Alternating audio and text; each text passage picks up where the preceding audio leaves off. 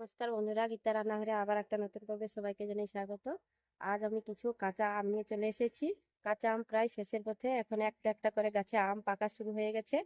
তো এই কাঁচা আম কিভাবে সারা বছর সংরক্ষণ করে রাখবেন সেই পদ্ধতি আজকে আমি দেখাবো।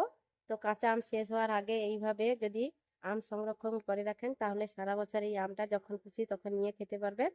আম সংরক্ষণটা শুরু করে দিই, সবার ভালো লাগবে আশা করি। তো কাঁচা আম সংরক্ষণ করে রাখার জন্য আমি এখানে কয়েকটা কাঁচা আম নিয়ে নিয়েছি। কাঁচা আমটাকে ভালো করে আমি জল দিয়ে ধুয়ে নেব।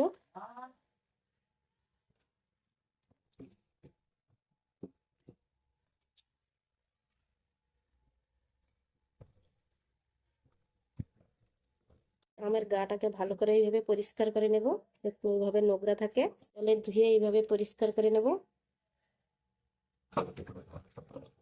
তো আমটাকে আমি ভালো করে ধুয়ে নিয়েছি, দেখে বুঝতে পারছেন গাটা কত পরিষ্কার লাগছে। আমগুলো পরিষ্কার করে আমি সব ধুয়ে নিয়েছি। এবার একটা সুতির আমি কাপড় নিয়েছি, এই সুতির কাপড়ে আমের গাটাকে ভালো করে এইভাবে পরিষ্কার করে নিতে হবে যেন একটুও জল না লেগে থাকে। এবার আমি সব আমগুলো পুছে নেবো। এবার দেখুন আমের গায়ে একটুও জল নেই। আমি একটা পাত্রে রেখে দেবো, পাত্রটাকেও ভালো করে আমি পুছে নেবো যাতে কোনোভাবে জল না লেগে থাকে। দেখুন আমি পাত্রে রেখে দেবো।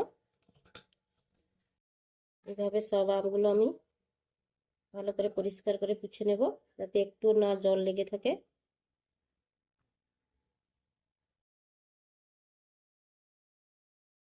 সব আমগুলো আমি ভালো করে ধুয়ে মুছে পরিষ্কার করে নিয়েছি। তো আমের গায়েটা আমি ভালো করে পুছে নিয়েছি, আর এইভাবে খোলা হাওয়ায় রেখে দেবো। গায়ের হাওয়া লেগে একদম জলটা শুকিয়ে যাবে। যদিও কোথাও একটু লেগে আছে বা ভেজা ভেজা ভাব আছে তাহলে পুরো শুকিয়ে যাবে। আর ততক্ষণে আমি উনুন ধরিয়ে জলটাকে গরম করব। এখানে আমার আমটা প্রায় 1 কেজি থেকে একটু বেশি আম আছে, তো আমি জলটাকে সেইভাবে গরম করব। উনুনটা ধরিয়ে নিয়েছি, জল গরম করার জন্য কড়াই বসিয়ে দিলাম। আমি এইভাবে 3 গ্লাস জল দিয়ে দেবো। 1 কেজির একটু বেশি আম নিয়েছি, তার জন্য আমি এখানে 3 গ্লাস জল দিয়ে দেবো। 3 গ্লাস জল দিয়ে দিলাম। জলটাকে আমি ভালো করে গরম করে নেব। জলটা দেখুন হালকা গরম হয়ে এসেছে। আমি এখানে লবণ নিয়েছি, 4 চামচের 6 চামচ লবণ দিয়ে দেবো।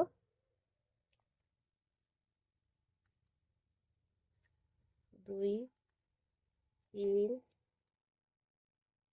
4,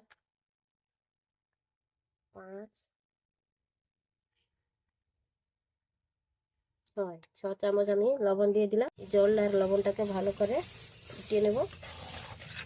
জলের সঙ্গে ভালো করে মিশিয়ে দিলাম। জলটা দেখুন পুরো ভালো করে ফুটে উঠেছে, আর ফুটে ফুটে দেখুন জলটা অনেকটা কমেও গেছে। আর এই যে নুন আর জল একসঙ্গে ফোটাচ্ছে বলে দেখুন কড়ার চারদিকে কিরকম সাদা হয়ে গেছে। এই জলটাকে আমি ভালো করে ফুটিয়ে নিয়েছি। দেখুন জলটা অর্ধেক হয়ে গেছে। তো আমি এবার নামিয়ে নেব।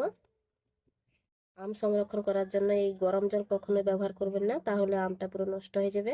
তো জলটাকে ভালো করে একদম ঠান্ডা করে নিতে হবে। নামিয়ে নেব। জলটাকে আমি নামিয়ে নিয়েছি।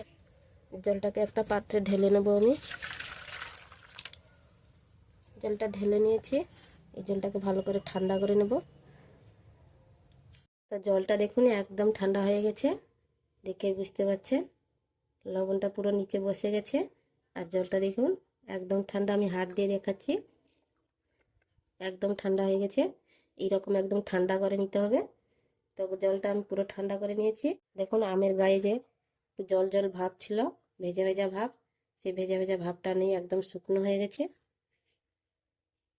গোটা গোটা আম সংরক্ষণ করব। এখানে একটা দেখুন কাঁচের বয়াম নিয়েছি, এই কাঁচের বয়ামে আমগুলোকে আমি ঢুকিয়ে দেবো। এই আমের খোসাগুলোও ছাড়াবো না, দেখুন এই খোসা সমেত রাখবো।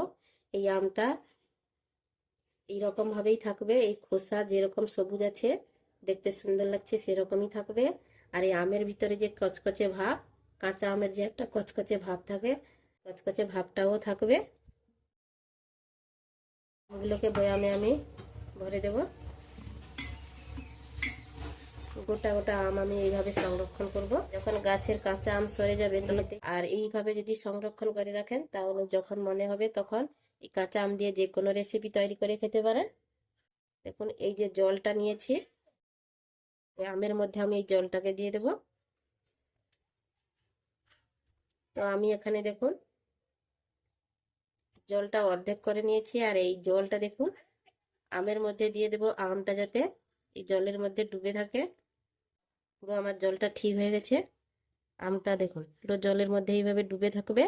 যদি জল কম হয়ে যায় তাহলে কিন্তু এর উপরে ফাঙ্গাস পড়ে যাবে আর আমটা নষ্ট হয়ে যাবে। আমটা যেন জলের মধ্যে এইভাবে ডুবে থাকে। আর যদি মনে করেন জলটা কিছুদিনের মধ্যে শুকিয়ে গেছে বা কমে গেছে, জলটা যদি কমে যায় তাহলে আবার সেই জলের মধ্যে লবণ দিয়ে গরম করে ঢেলে দিতে পারেন। আর যদি জলটা বেশি হয়ে যায়, যদি মনে করেছেন যে জলটা অনেকটা বেশি হয়ে গেছে জল দেওয়ার পরে, তাহলে আবার আমও এখানে দিয়ে দিতে পারেন। এখানে আর কোনো কিছু আমি দেব না, এই লবণ জলটা দিয়ে এইরকম একটা ঢাকনা দিয়ে ভালো করে টাইট করে দেব।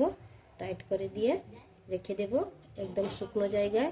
কোনো রোদেও দিতে হবে না, আর কোনো ফ্রিজও এখানে লাগবে না, আর কোনো ভিনিগারও আমি এখানে ব্যবহার করব না।